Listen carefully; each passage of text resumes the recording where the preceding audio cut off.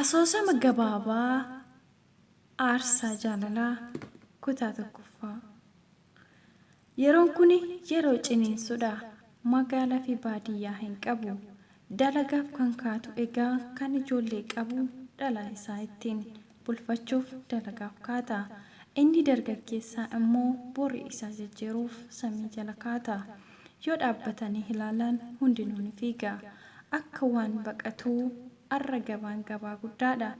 Jaalalleewwan jaalala wal sakaalanis arra wal beellamanii wal arguuf waan jarjaran jiran fakkaatu.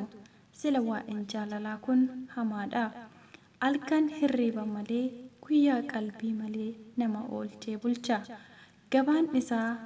Gubaan isaa obsa namaaf hin kennu.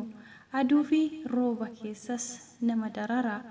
Raajiin kan dhalate abbaa isaa barii fi haadha isaa aadde Warqituu irraa godina Wallagga Lixaa magaalaa Cirootti dhalate. Innis arraba bakka dalagaa isaa mijeeffatee bishaan kophee ittiin qulleessu qodaa isaatti guuttatee ta'aa jira. Raajiin har'a kophee namoota gabaa dhufanii miidhagsuuf waan qabu mijeeffatee diichi gubbaa jira. Gabaan gara baadiyyaa gara magaalaa dhufanis kophee isaanii qulqulleeffachuu raajitti goraa jiru. Amalli raajiin qabu maamila horachuuf baay'ee isa gargaareera. Haati raajii yeroo raajiin waggaa 3 humna mootummaa yeroo sana ati mormituudha jedhanii mana ishee keessaa gadi waamanii rasaasan laphee ishee irra haleelanii. Haati isaa baay'ee amala qabeettii fi nama harjummaan beekamtuudha. Ollaan gaafa rakkatu isheen bira deemee rakkina isaa furata. Har'a garuu kun raajitti abjuu itti fakkaata. Innis erga haati isaa du'aan godaantee qananii jiraachuu afeera. Abbaan isaa akkuma aadde Warqituun boqotteen haadha warraa kan biraa fuudhe. Kun immoo raajitti madaa isa hin fayyine itti ta'eera. Har'a gabaan gabbatee yaa'aa jirti. Raajiin kophee miicuu itti fufeera. Gidduutti sagaleen konkolaataa hip hip jedhu dhagahee raajiinis yeroo garagaree ilaalu micayyoo durbaa miidhaginni ishee bilillee fakkaatu tokko foddaa konkolaataa banattee keessaa buute. Dabareen in baay'ataa jettee raajiinis deebisee taa'i sigaa jedheen. Deekoo irra taa'u jiru irraa ka'ee kenneef. Raajiin akkuma maqaa isaa dubbannaan isaa fi taphni isaa ajaa'iba namatti tola. Namni kophee qulqulleeffachuu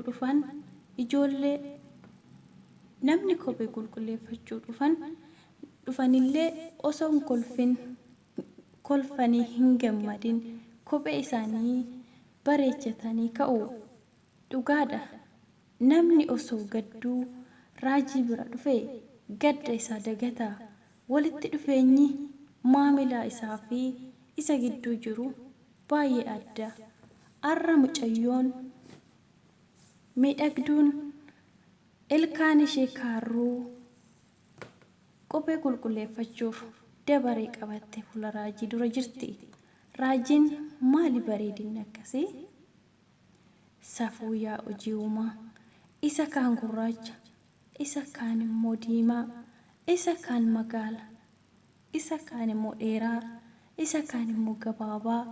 Uumaa hunda yaa uumaa hunda kan wal fakkaatan yoo jiraatan illee waan hundaan tokko miti. Dhuguma uumaan ogeessa cimaa tilmaamamuu fi kan nama rakkisudha. Hojii isaa jedhe.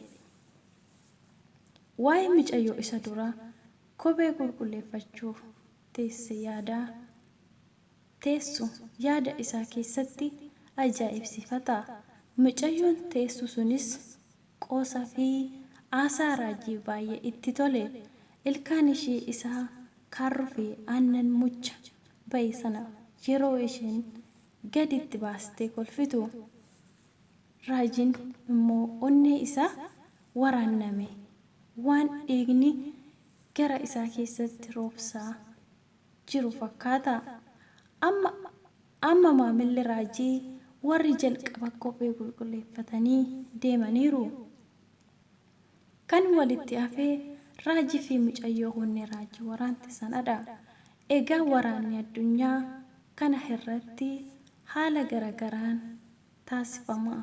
Akkasumallee meeshaalee ciccimaa fi qilleensa summeessaa danda'anii fi xiyyaarota nama maleeyyii fi kana fakkaatan geggeeffamuu danda'a. Akkasumas kan dhala namaatiif ulfaatuu fi meeshaa namtolchee hin barbaanne waraanni tokko jira. Innis waraana jaalalaa jedhama. Waraanichi osoo sitti hin dhukaasin kan onnee seenudha. Dhukaasa malee seenee daangaa darbe walakkaa onnee erga qabatee booda akka ati rukutamte mo'uu hin dandeenye siif mirkaneessa. Osoo ati itti hin beekin si mo'a. Raajiin dubbadhu ittiin jedhe.